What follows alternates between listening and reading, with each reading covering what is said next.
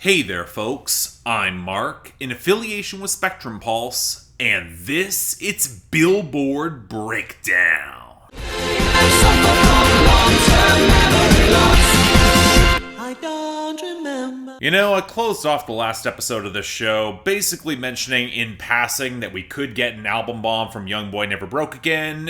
Oh wait, there's that new big single from BTS coming. That was going to be a thing too. But I'll say it was in passing. I'll fully admit that at the time I had open doubts how much either would make a serious impact. And come this week, they are the major stories here, albeit for some very different reasons. Now, when we look at our top 10, and again our new number 1, that being the collaboration single My Universe by Coldplay and BTS, and where I think it's relevant that this is primarily attached to Coldplay's upcoming album as a promotional single, I mean, I should have just expected that BTS would throw all the fundraising behind this and ride Titanic sales to push this to number 1, which they did. Now, I could speculate by pointing out this is a collab single with Coldplay having the primary billing, and ergo it might not be built to last, albeit this being Coldplay's first number 1 since Viva La Vida, but radio's been kinda slow to get on board with this one, so I just don't know whether it'll hold up to the sheer inertia of songs like, I don't know, Stay by the Kid Laroi and Justin Bieber at number 2, which is so entrenched on streaming and ruling radio that I can see this easily recover the top spot. Then we got Industry Baby by Lil Nas X and Jack Harlow holding its own at number 3 thanks to a sales boost,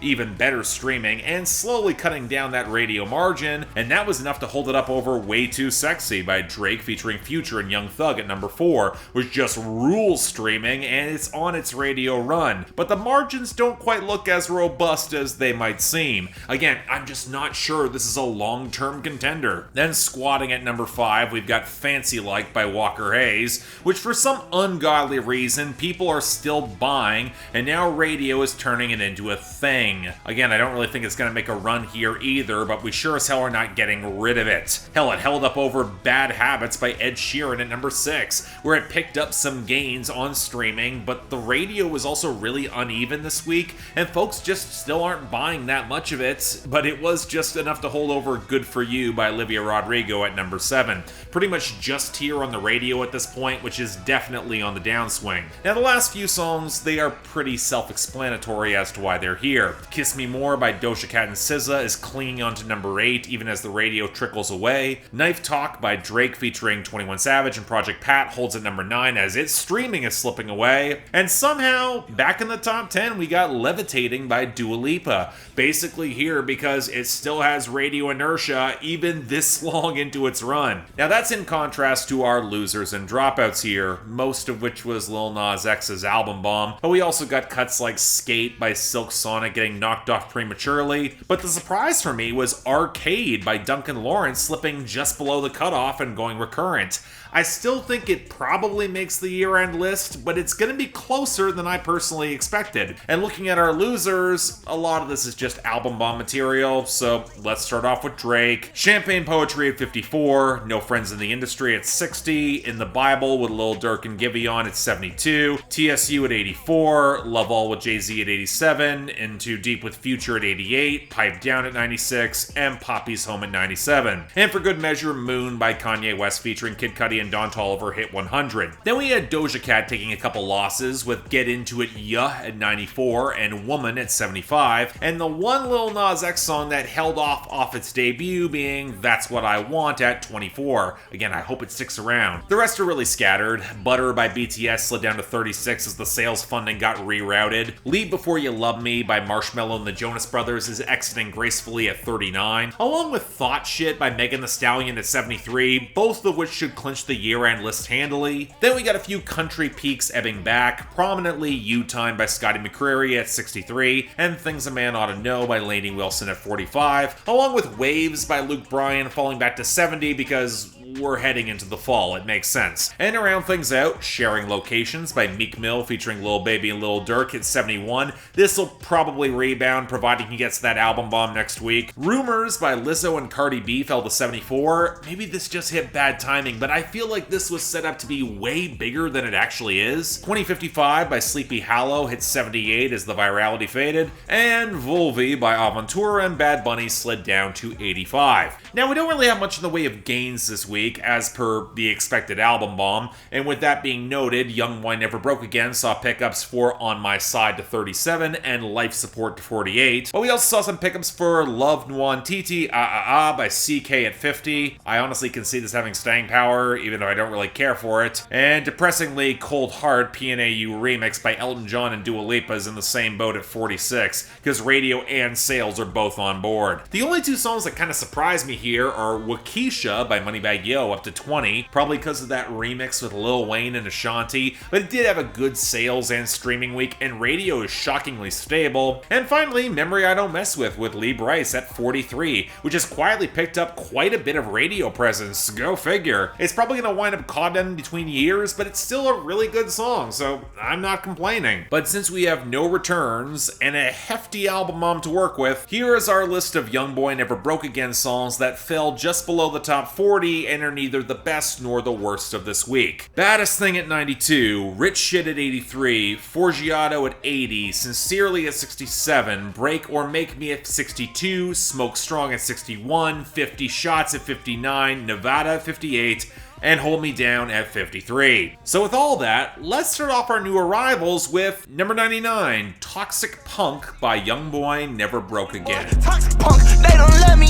Yeah, foreign drugs, hallucinations, all I see. Acting crazy, get the police called on me. Okay, gotta be honest, it was a toss-up between this and Rich Shit as the worst YoungBoy song that charted this week, but they both represent the same thing, an obvious play for another artist's sound let down by the fact that YoungBoy Never Broke Again doesn't exactly utilize what he has in order to make the emulation properly work, and doesn't really have guest stars either, so he can't even rely on that. Now on Rich Shit, he was trying an extended Young Thug impression against a bare bones instrumental, and here he's trying, well, something close to a Juice WRLD sound, and it's a mess. The bass, percussion, and vocal mixing is really muddy, the guitar is swallowed up, and YoungBoy is trying to caterwaul all over this as if he is an unloved toxic punk. And this was the lead-off single, the branding vaguely referencing Cyberpunk 2077, and not really leaking into the single verse between the hooks that don't go nearly as hard as he seems to think they will. The paranoia and the drug abuse is obviously here, but it's so sloppily executed that you can't even put yourself into the proper mind state of the fact that the police were literally calling on him and he's releasing this album from jail. We'll come back to that, but in the meantime,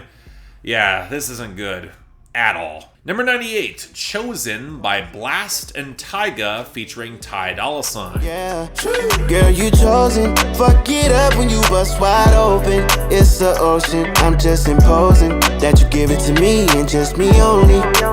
Okay, this was only a matter of time. This song's been charting all over the world before now, and with TikTok juicing up the virality, here we are. Now, for those of you who don't know, Blxst is a California rapper who will sing as much as he raps. This is being a single from his debut EP that dropped a year ago, and wow, this reminds me way too much of the pop rap crossovers of the early 2000s. The relaxed guitar groove, the focus on the hookup trying to split the difference between being macho and sweet, all of which is slightly compromised by the one guest rapper who makes things a little bit too forceful. Thanks, Tyga. I remember a decade ago when you couldn't sell it. You were a worse rapper then, but I think I like you less now. Now, thankfully, Dolla sounds a little better, even if he's a little bit too forceful trying to put this NDA on the girl. And I do think the hook is pretty strong, even if this is, again, all about stealing someone's girl. But I think my larger issues might come in the production. The vocals feel a little bit more tinny and compressed against the cheap-sounding snare. It has the feel of needing the hook to snag any sort of longer virality because the content's not really there,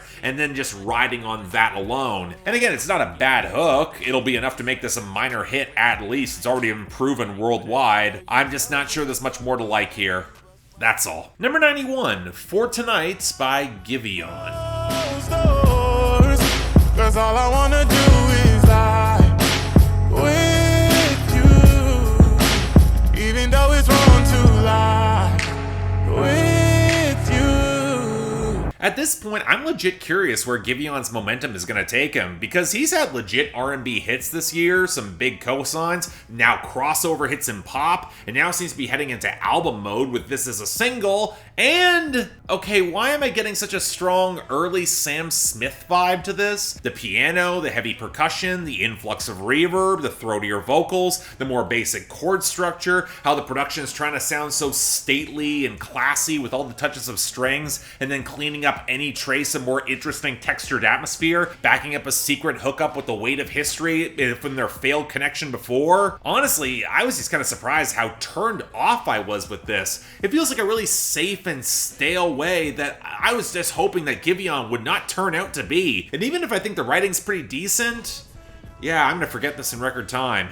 Did not care for it at all. Number 69, I Can't Take It Back by YoungBoy Never Broke Again. Shawty need some clear dimes, bro, I see some clouds in it. These slots they tryna kill, but I'm tryna chill, so I ain't calling. Give you my lean, better drink all of that. Yeah. Soon as I flash, you just break down and get another pass. So I said this briefly on Twitter today, but as someone who has found some songs I legit like from YoungBoy, I really want to use this album bomb opportunity to dig into what makes him work. I mean, I know all the reasons why he doesn't, at least for me, but he's got the sort of popular appeal to top the album charts while in prison and chart so many songs, so what's here? Well, this is probably my favorite of those that charted this week, mostly because while there's some rough edges in the production from TNT XD, enough of it is smoothed out and refined to deliver something that feels real, but also more distinctive, albeit kind of reminiscent of Rod Wave. The squawking delivery, it's there, as is the half-formed careening structure where the hooks barely separate from the verses, and the most striking moments don't feel as well accentuated as they could, but I don't know, it kind of works for a song where YoungBoy is clinging to the flex for dear life against all the killers who want him dead, where the success at this point just leaves him numb, and that might be the bigger tragedy in the face of all those he's lost. It's similar to a lot of the reasons I like Polo G in recent years, who sounds more sober and structured on a song like Rap Star, but I can see why to some, this might feel more authentic. And thus, yeah, you know what, I think I get it. It's a good song.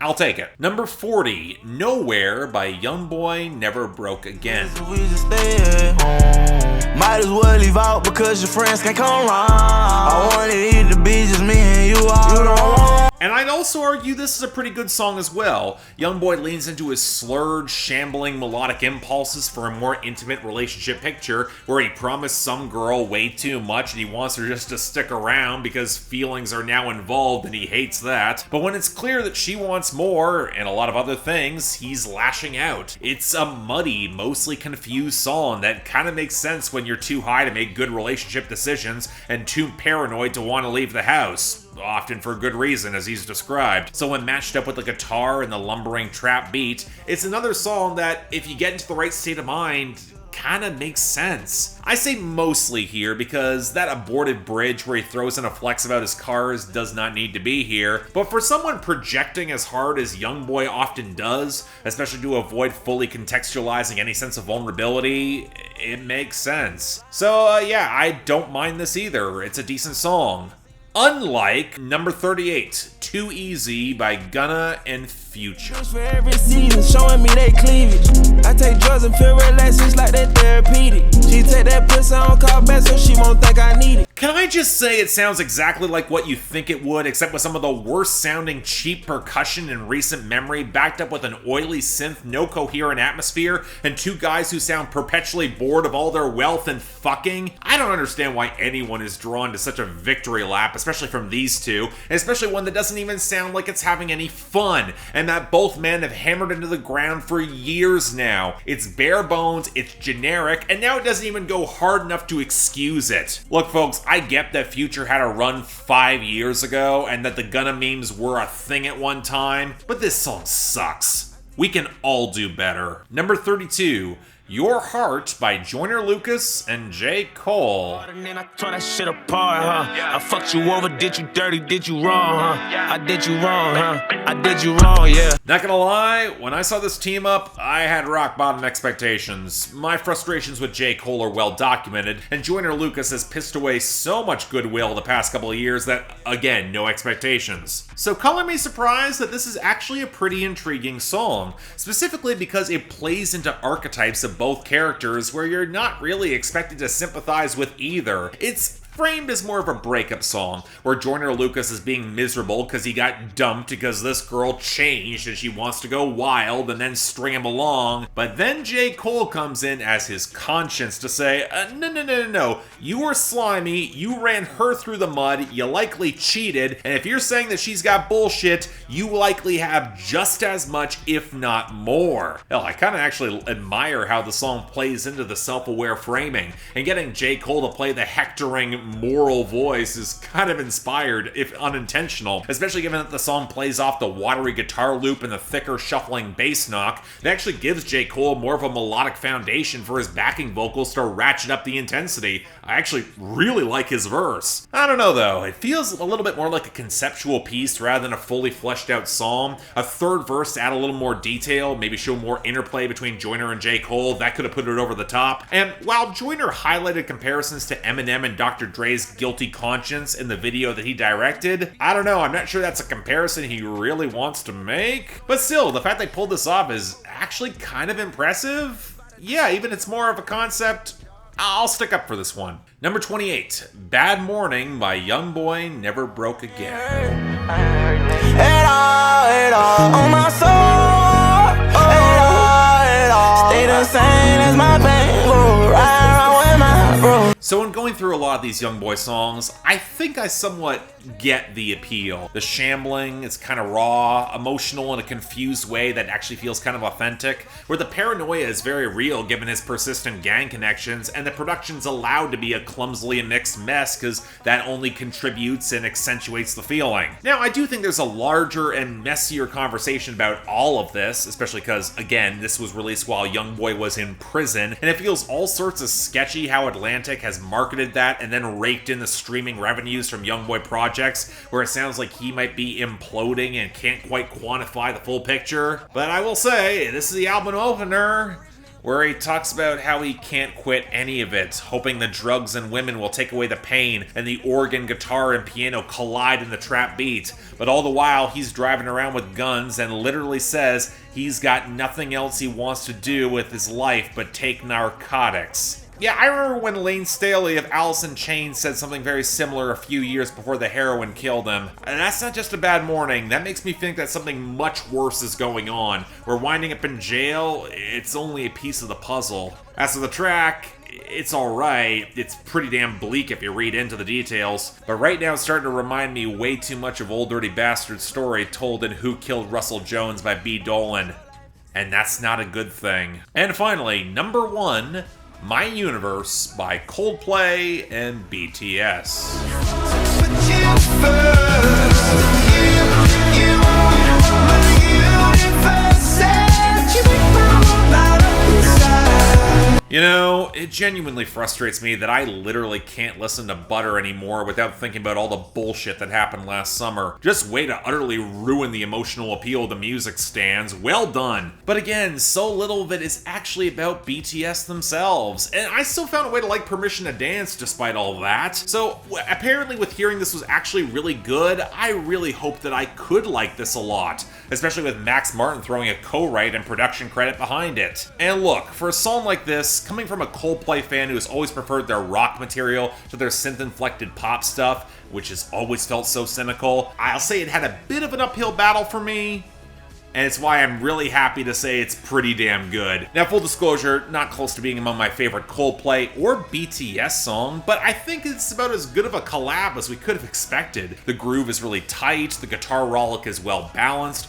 BTS is actually really well integrated into the mix in order to flesh out the pre-choruses and bridge, and the backing vocals while letting Chris Martin's more distinctive vocal tone hold the hook. As for an ethereal pop love song, I think it really works for what it is, even if I think that breakdown at the very end is utterly pointless and could have easily been replaced by a proper guitar solo. Hell, the Chainsmokers got that one right. But I think if I have a frustration with this song, is that it doesn't really soar the way it could. For a song that's going for this sort of splashy scope and the sheer earnestness of everyone involved, look, I'm trying to buy in here, I don't know, it should sound way bigger than it does. I would be curious to see what BTS could actually do with production that seems like it has a budget, and this was a song where that could have happened. But outside of that, yeah, it is still a pretty damn good song. I'm just fine with it. I'll take it. And that's our week.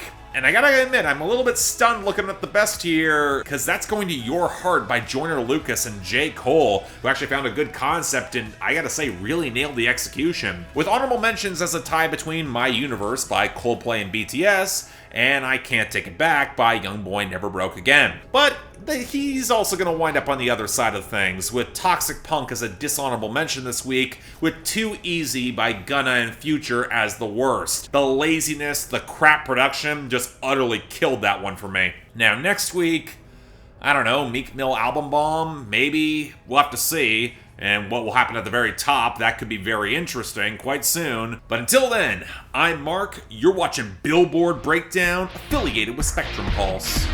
And I'll see you next time.